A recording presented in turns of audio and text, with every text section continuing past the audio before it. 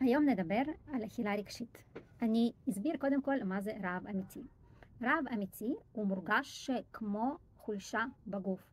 כלומר, אם אתם חווים חולשה בגוף ורצון לזוז לאט, או מין תחושה של עייפות בלתי מוסברת, זה רעב אמיתי. וכדי להגיע לרעב אמיתי, בדרך כלל לוקח יום וחצי לפחות. התחושת רעב שאנחנו רגילים לחשוב עליה, שזאת תחושת רעב האמיתית, כמו מציצה בתוך הבטן כזאת, התכווצות של הבטן, עצבנות, לפעמים גם רעידות ידיים, זה לא רעב אמיתי.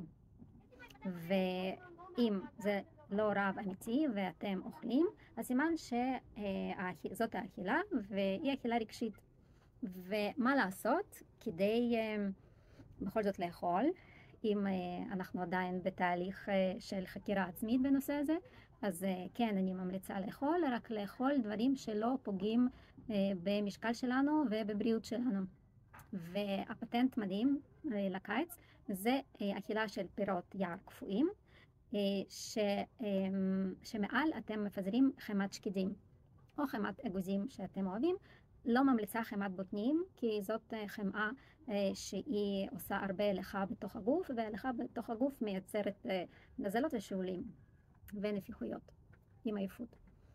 אז למה לאכול פירות קפואים? עדיף אפילו פירות יער קפואים, כי קודם כל הקור הזה הוא מקרר את הגוף. ברגע שבן אדם אוכל אכילה רגשית, אז ברפואה הסינית מסבירים את זה כחום של הלב. ללב יש יותר מדי רגשות, לא מעובדים, יותר מדי קונפליקטים, ובחוסר פתרון של קונפליקטים מחמם, כמו שכשמחשב לא מוצא פתרונות, לא מצליח להגיע לפתרון, הוא מתחמם, ואז הוא עובד שוב פעם ושוב פעם. אז הקור מקרר את החום שבלב. עוד סיבה למה לאכול פירות יער או פירות קפואים, זה כי אנחנו יכולים לאכול כ-300 גרם עד 400 בלי לפגוע יותר מדי במשקל, כי זה לא תזונה עתירת קלוריות.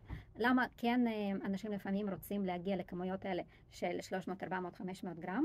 כי הכמות כזאת של אוכל מייצרת לחץ של הקיבה.